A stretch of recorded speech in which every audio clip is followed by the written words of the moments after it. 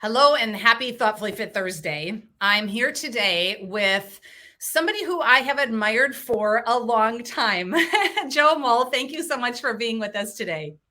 Oh, I'm so excited to be here, Darcy. Thanks for having me. Yeah, and I say I've admired you, Joe, because when I first met you at the National Speakers Association, you were facilitating a day long conference for the certified speaking professionals, which is really like a very high designation. I had just earned it. I was attending my first conference, and you were facilitating this group of like really impressive leaders, and you were professional and Oh, warm and engaging and authentic. And I was like, who is this guy? And so I've been following you since then and really have loved your brand and the message and the commitment you have to what your passion is. So I'm wondering if you could just start by telling us a little bit about you, who you are, what your passion is, how you got here. yeah. Well, first of all, thank you for the kind words, and probably the best thing to come out of that event that we were at together was getting to build stronger relationships with you and a couple other people from the group that we were in. And hey, funny story, that was my first CSP summit too. So I was asked to facilitate at an event I had never been to before, and it was one of the scariest things I had ever said yes to, just because, as you mentioned, the caliber Yeah. of the folks who were involved.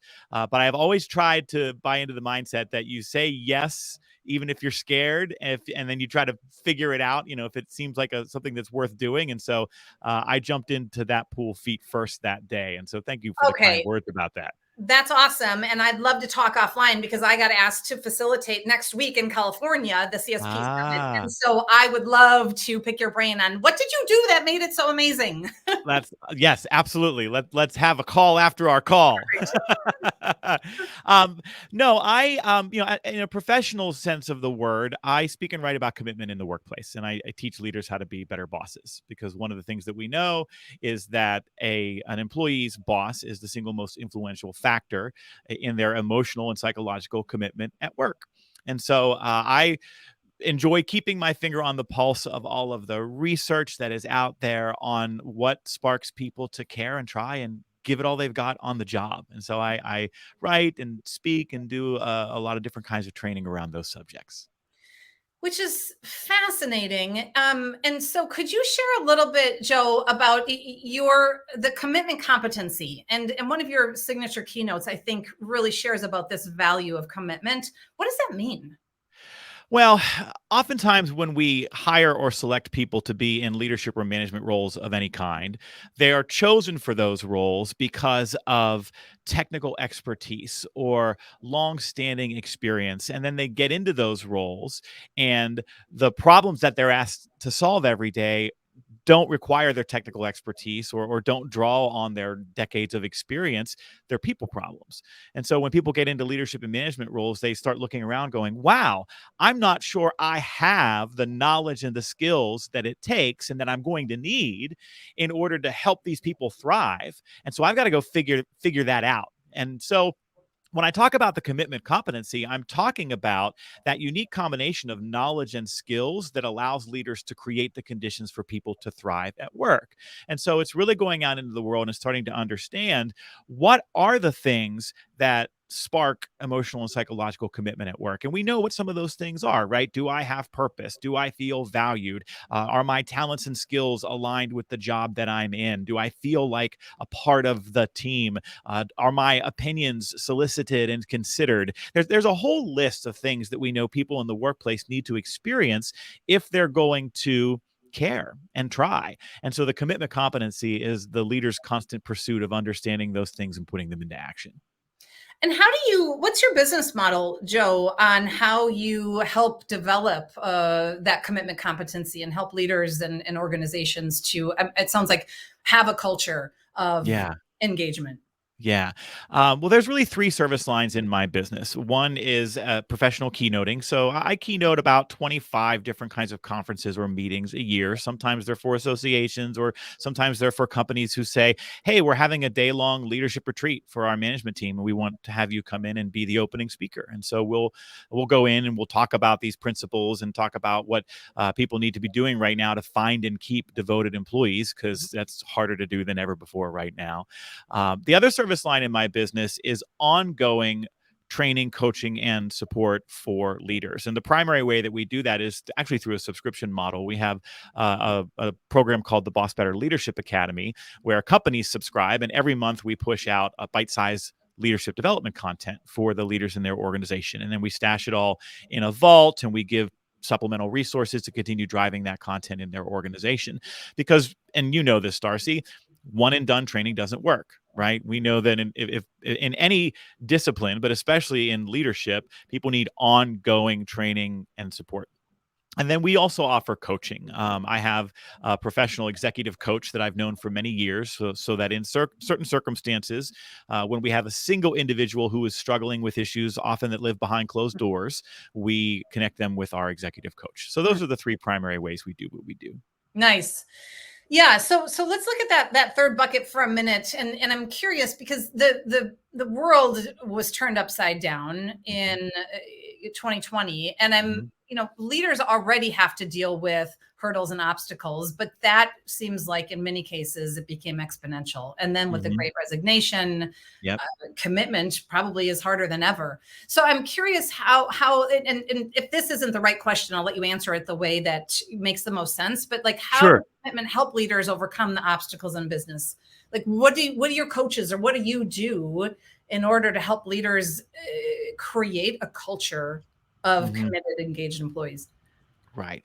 Well, it really does start with understanding some of the psychology behind what leads people to put forth effort, right? To deploy discretionary effort, which is Mm, that space between doing the minimum and giving it all I've got. And we know that people that's an extra gear, and people only access that gear if they experience certain conditions in the workplace. And some of the things that I rattled off earlier are important, but are people experiencing autonomy in the workplace? Do they feel challenged? Do they believe that their work matters and makes a difference? So I tend to tire and get frustrated by a lot of speakers and subject matter experts who get on stages and say, do this one thing, and that's what it means to be a great leader.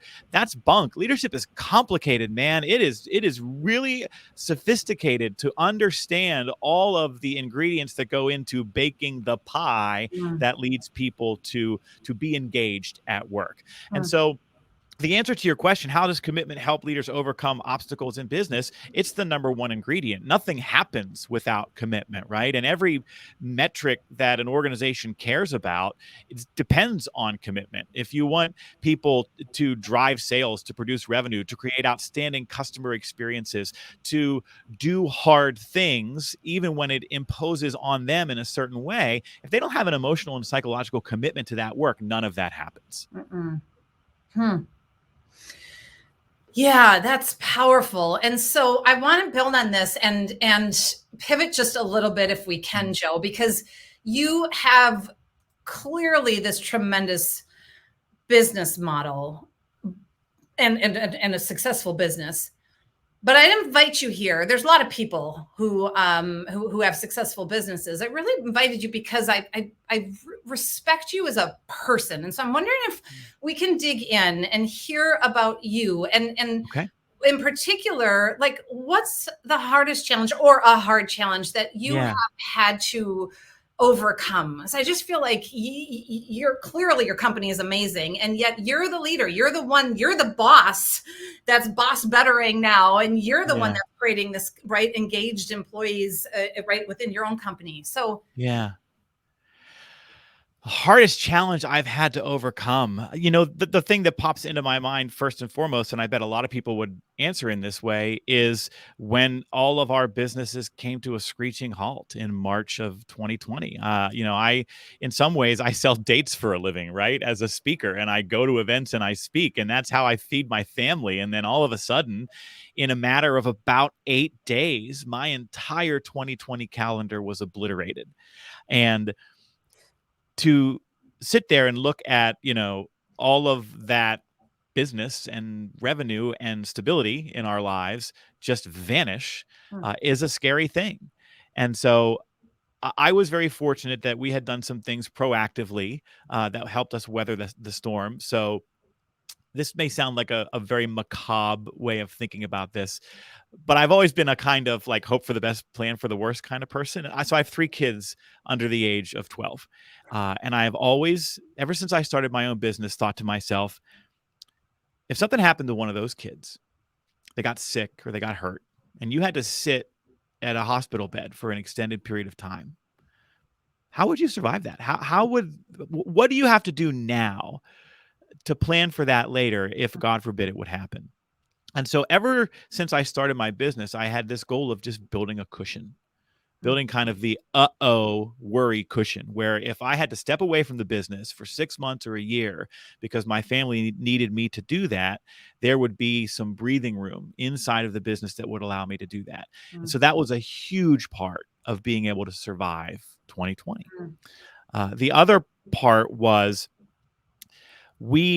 I love your model, Darcy. You talk about pause, think, act, because it was very much aligned with how we got through 2020. The first thing that we did was we said, let's pause everything, because a lot of our client base is in healthcare. I came out of healthcare. We work with a lot of healthcare professionals across the country. And they were a bit occupied in March, April, May of 2020. And so we just paused everything that we were doing. And we said, what's the most important thing that we do right now? We basically took a month off. We didn't communicate with anybody. We said, they don't need to hear from us right now. Let's step back. And so we took that pause. And then we thought, what's the most important thing for us to do right now? And it was to serve these people who are out there in front of this pandemic, this epidemic that was arriving, and that was so uncertain at the time. Yep. And so we just started doing a lot of free communication, free programs, checking in with folks we'd worked with in the past. What do you need? How can we help? And we just really focused on that kind of action after we decided that that was the most important thing. Wow. And so we did that for a couple of months. And then as spring turned to summer, we said, okay, this is clearly ongoing. How do we continue to support our business and pay my employees while at the same time continuing to serve our audience? And to make a long story short, we ended up creating that subscription model, that virtual programming I talked about a few minutes ago, because when the pandemic got here, 2 things happened all at once. First, almost all development stopped. And second, we all got really good at this right away, right? This virtual environment. I mean, that is actually one of the most remarkable things if you think about it.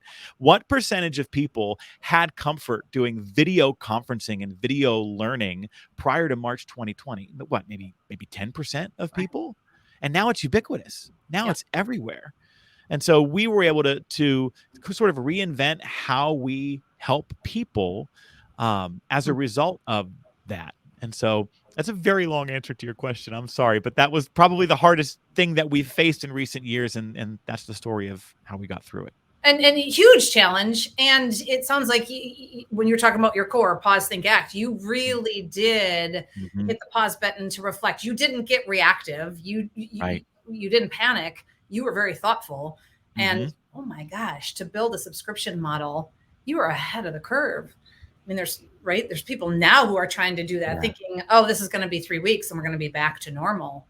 Yeah. And the other reason we did it is because I've spent the last 7-8 years, I'll go speak at a conference, and then somebody will reach out to us and say, hey, we loved your message. We love your style. We'd love to have you work with our leaders. And then when you actually break down what's involved in having us design and deliver programming on site for an organization, there's a cost that comes with it that not all organizations can afford. And so when we started looking at virtual, we thought, wow, this would allow us to serve way more people at once, which in turn allows us to push the price point way down. So we started thinking about all of our what we called sad no's. We had a lot of organizations that maybe had wanted to work with us in the past, but they couldn't make it work because of the time or because of resources.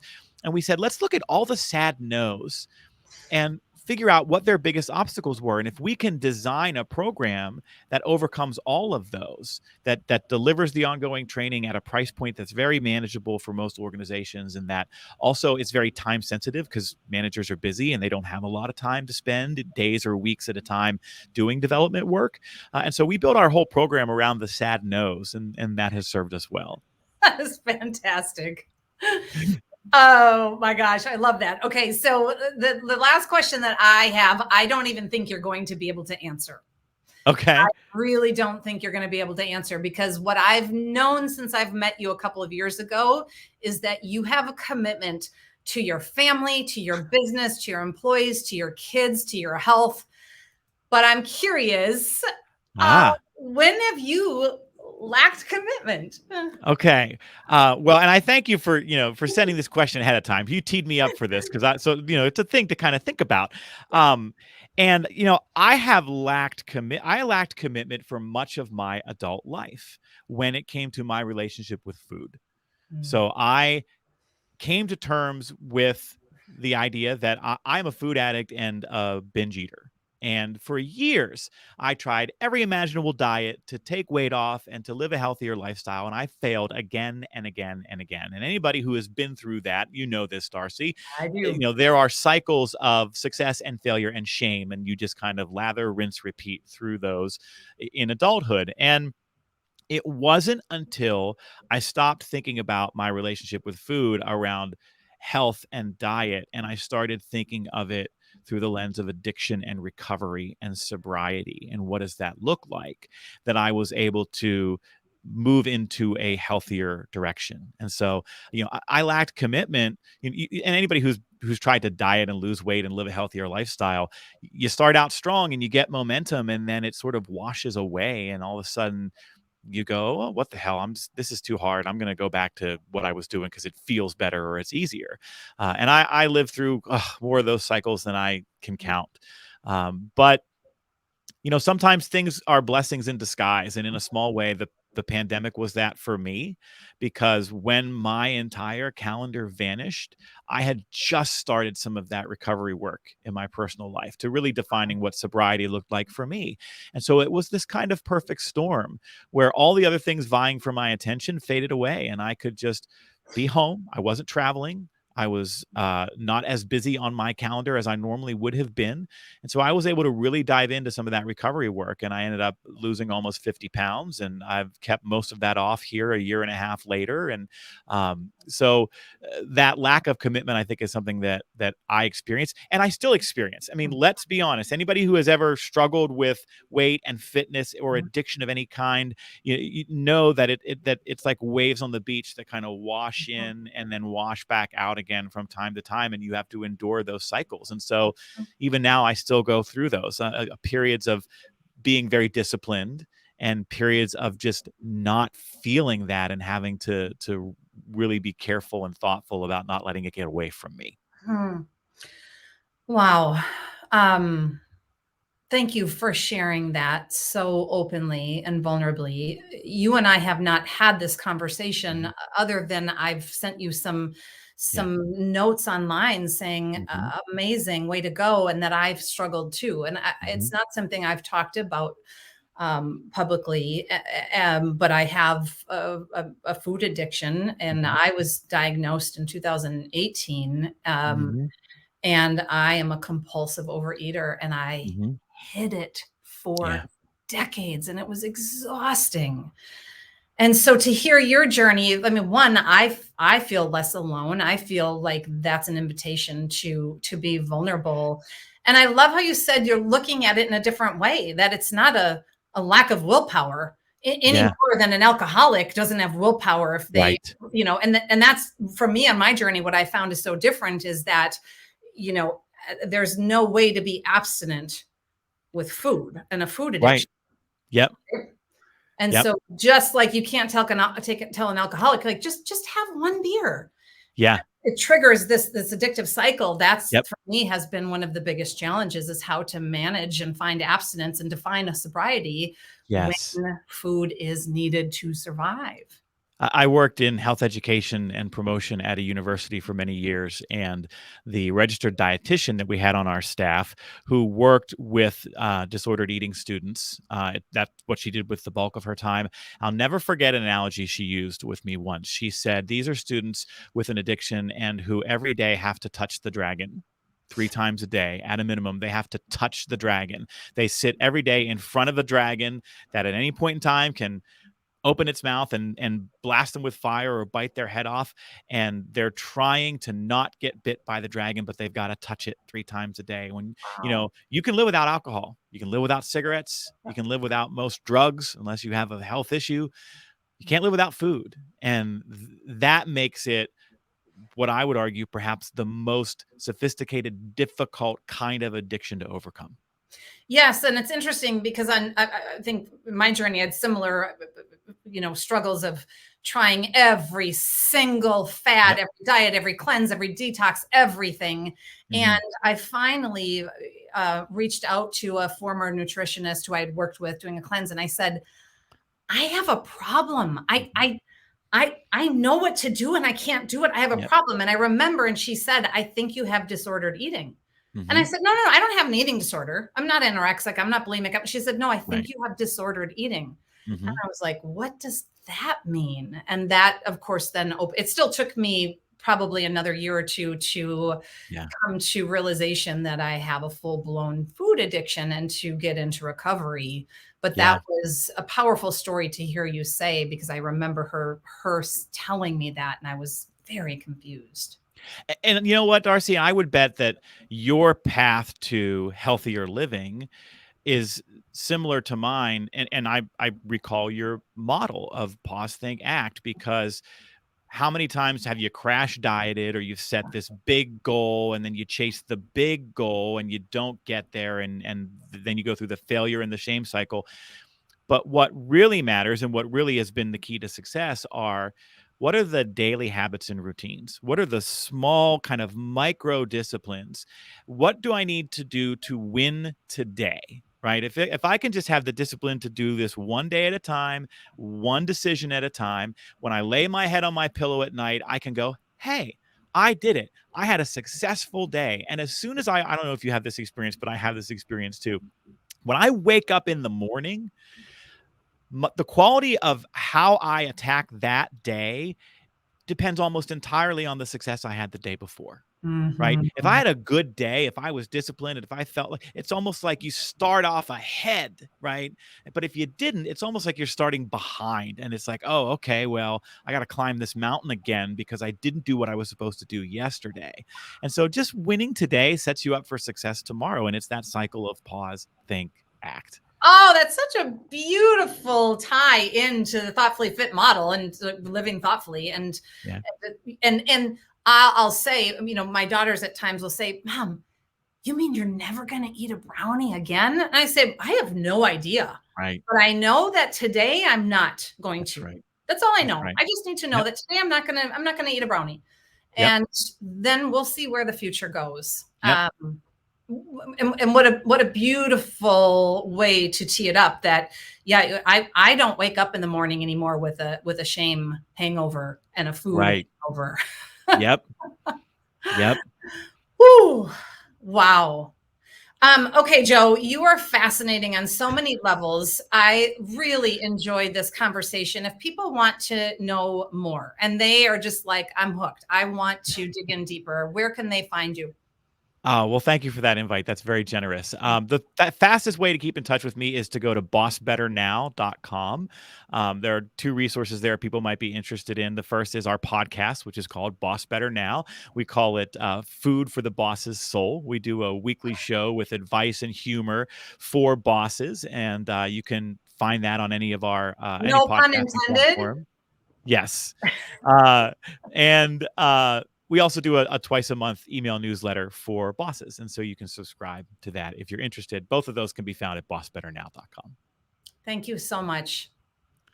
My Good. absolute pleasure. This was so fun. I get to do these things from time to time. This was a lovely conversation. Thank you so much for the privilege of being here.